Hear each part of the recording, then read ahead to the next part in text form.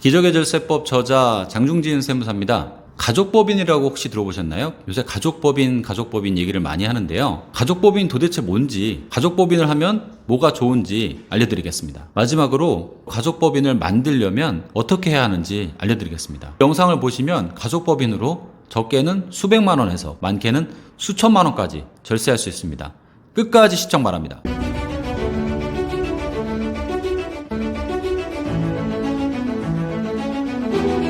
요새 가족법인이라고 얘기들 많이 하는데요. 가족법인 도대체 정의가 뭘까요?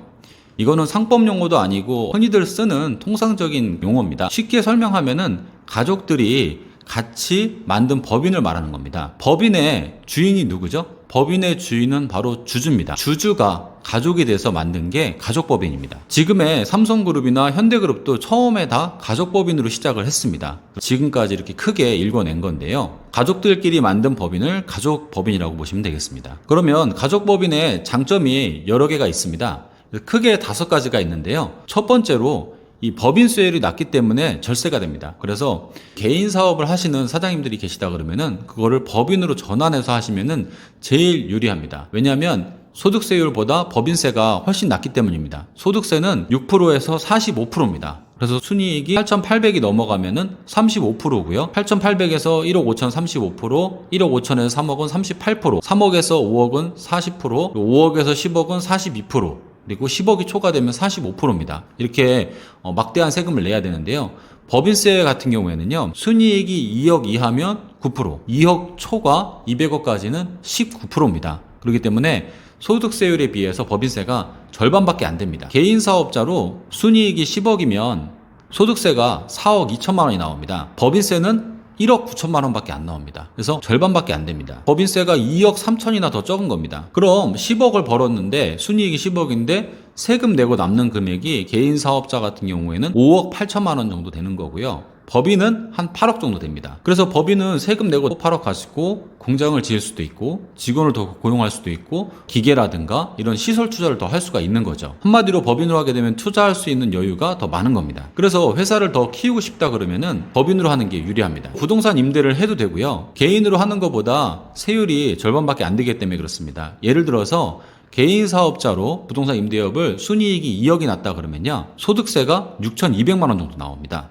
근데 만약 법인으로 할 경우에는 법인세가 대략 2천만 원 정도밖에 안 나옵니다. 그래서 세금이 대략 4천만 원 정도가 더 절세가 되는 부분이 있습니다. 두 번째로 부동산을 투자하고 수익을 분배해 주기가 좋습니다. 사업에 가족법인을 활용한다 그러면 기존에 사업이 있다 그러면 그거를 법인으로 전환하면 되는데요. 그게 아니라 만약에 사업이 없다 그러면 법인으로 만드는 이유가 있어야 되잖아요. 그러면 가족법인을 만들어 가지고 부동산을 투자할 수가 있습니다. 그럼 가족법인을 만들어서 상가에 투자할 수도 있고 오피스텔이나 땅에 투자할 수도 있겠죠. 가족법인으로 땅을 5억짜리를 샀는데 그 땅이 10년이 지나가지고 15억이 됐어요. 그러면 10억만큼의 그 시세 차익을 누릴 수가 있잖아요. 아버지가 지분이 25%, 엄마도 25%, 아들 25%, 딸 25%. 그러면은 각자 4분의 1씩 나눠 가질 수가 있습니다. 그러면 10억에 대해서 2억 5천씩 자연스럽게 그런 시세 차익이 자녀들과 배우자에게 흘러갈 수 있게 되는 거죠. 그만큼 소득이 자연스럽게 우리 자녀들께까지도 이제 흘러갈 수 있게 그렇게 골고루 배분이 된다는 거죠. 그러면은 10억이 올랐기 때문에 지분이 각자 25%니까 2억 5천만 원만큼 자산이 늘어난 효과가 있는 겁니다. 그래서 법인으로 만약에 부동산을 투자하게 되면은 배우자나 자녀에게 이 골고루 수익이 배분될 수 있도록 자산을 배분해 줄 수가 있다는 겁니다. 그래서 세금을 더 절세할 수 있는 부분이 있는 거고요. 세 번째로 금융소득 종합과세에 해당 안 되게 해서 배당소득세를 절세할 수 있습니다. 만약 아버지 혼자 주식을 100% 갖고 있다고 하면은 예를 들어서 배당을 8천만 원 한다고 해볼게요. 그러면 금융소득 종합과세는 2천만 원이 넘는 부분이 금융소득 종합과세에 해당됩니다. 그래서 2천만 원까지는 15.4%로 분리과세가 되고 2천만 원이 초과되는 부분, 그러니까 8천만 원에서 2천만 원을 뺀 6천만 원은 다른 소득과 합산해서 과세되게 되어 있습니다. 예를 들어 아버지가 사업소득이라든가 근로소득이 있다 그러면은 그 부분과 다 합산이 돼가지고 그 세금을 내야 되거든요. 15.4%보다 더 내야 됩니다.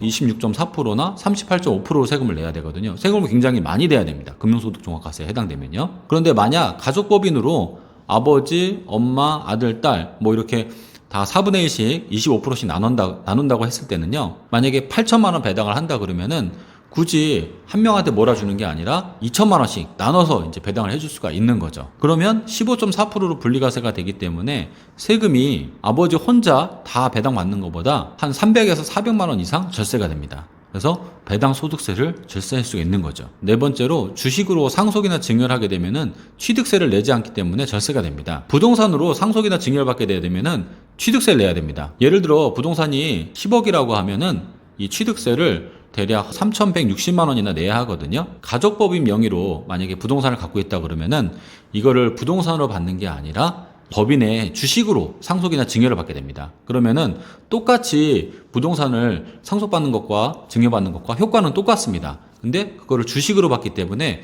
취득세를 내지 않습니다. 그래서 취득세가 10억에 3천만 원 이상 나오는데 그만큼 절세가 되는 거죠. 다섯 번째로 이 상속이나 증여할 때 부동산을 평가하게 되거든요. 근데 가족법인의 주식으로 받게 되면은 이 평가 금액이 더 적습니다. 꼬마 빌딩을 상속이나 증여를 한다고 해볼게요. 꼬마 빌딩 같은 경우에는 상속이나 증여를 할 때 재산을 평가하게 됩니다. 근데 원래 상속이나 증여를 하게 되면은 시세로 평가하게 되어 있습니다. 그래서 시세가 높으면 높을수록 이 상속세나 증여세를 많이 내야 되거든요. 그래서 꼬마 빌딩을 상속이나 증여받을 때도 마찬가지입니다. 보통 시세에 맞게 감정평가를 하게 되어 있습니다. 그럼 가족법인이 꼬마 빌딩을 갖고 있으면은 주식으로 상속이나 증여가 이루어지거든요. 그러면은 감정평가액으로 이 이전이 되는 게 아니라 장부가액이나 기준시가로 평가하게 되어 있습니다. 예를 들어서 꼬마 빌딩의 시세 감정평가액이 20억이다. 그러면 장부가액이나 기준시가는 보통 15억에서 17억 정도 더 낮습니다. 그렇기 때문에 상속세나 증여세를 절세할 수가 있는 겁니다. 그러면 가족법인 어떻게 설립을 할까요? 처음에 설립할 때 주주를 아버지, 엄마, 아들, 딸 이렇게 만들면 됩니다. 자본금을 2억으로 한다 그러면은 아버지 5천만 원, 엄마 5천만 원, 아들 5천만 원, 딸 5천만 원 이런 식으로 만들면 됩니다. 물론 자본금은 정해져 있지 않습니다. 건설업이나 여행업 같은 그런 특별한 법인 같은 경우에는 일정 이상의 자본금을 유지를 해야 되는데요. 일반적인 도소매업이라든가 부동산 투자법인이라든가 인터넷 쇼핑몰, 제조업 같은 경우에는 특별히 자본금 규제가 없습니다. 그래서 뭐 1,000만 원짜리 해도 되고 뭐 5천만 원짜리 해도 되고 1억짜리 해도 관계는 없습니다. 그런데 만약 이제 부동산 투자법인을 만든다. 그래서 자본금 2억으로 한다 그랬을 때는 5천만 원씩 이제 이렇게 가족들이 출자를 할 수가 있겠죠. 근데 아버지 엄마는 돈이 있는데 우리 아들 딸은 돈이 없을 수가 있잖아요. 성년 자녀 같은 경우에는 10년에 5천만 원까지 증여를 해줄 수가 있습니다. 그러니까 만약에 자녀가 20살이 넘었다 그러면 5천만 원씩 아들하고 딸한테 각각 증여해 줄 수가 있는 거죠. 그러면 자본금 2억짜리를 만들 수가 있는 겁니다. 참고로 2024년부터 자녀가 결혼을 했거나 혼인신고일로부터 전후 2년 그리고 자녀가 또 이 손자녀를 출생한 경우에는 추가로 1억까지 증여재산 공제를 더 해줍니다. 그러니까 1억까지 추가로 세금을 내지 않고 증여를 해줄 수가 있습니다. 그래서 기본적으로는 10년에 5천만 원은 기본적으로 10년에 한 번씩 돌아가는 거고요. 추가적으로 자녀의 혼인신고라든가 출생, 그러니까 자녀가 손자를 낳았을 때는 추가로 또 1억을 해줍니다. 출산과 혼인증여는 중복은 되지 않습니다. 그래서 둘 중에 하나만 받으면 되는 건데, 그러니까 10년에 5천만 원과 그리고 혼인신고라든가 출산신고 때 추가로 1억, 그러니까 1억 5천까지 증여를 해줄 수가 있으니까 그 부분 참고하시면 좋을 것 같아요. 그래서 그 부분 활용하셔가지고 가족법인을 만들면 되겠습니다. 정리하겠습니다. 가족법인의 장점이요. 첫 번째가 소득세율에 비해 낮은 법인세입니다. 법인세율은 10%에서 19%이기 때문에 소득세에 비해서 훨씬 절세가 됩니다. 두 번째로 부동산 투자 통해서 이 시세 차익을 배우자와 자녀에게 자산이나 이 소득을 배분해 줄 수가 있다는 겁니다. 세 번째로 금융소득 종합과세에 해당이 안 되게 배당 소득을 골고루 분배해서 배당 소득세를 절세할 수가 있습니다. 네 번째로 주식으로 상속이나 증여를 하게 되면 취득세가 없기 때문에 절세할 수 있습니다. 다섯 번째로 부동산 평가 시 이 상속이나 증여할 때 이 법인의 주식을 평가하기 때문에 부동산 평가 시 이 기준시가나 장부가액으로 평가를 하기 때문에 이 평가 금액이 시세보다 조금 더 낮습니다. 그래서 상속세나 증여세를 절세할 수 있습니다. 이렇게 가족법인을 활용하게 되면은 많은 부분 절세할 수 있기 때문에 사장님들이 잘 활용하시면 좋겠습니다. 그래서 가족법인과 관련해서 궁금하신 분이 계시면 댓글로 남겨주시면 제가 답변을 달아드리겠습니다. 오늘 제 정보가 도움이 됐다 그러면은 구독과 알림 설정 부탁드리겠습니다. 감사합니다.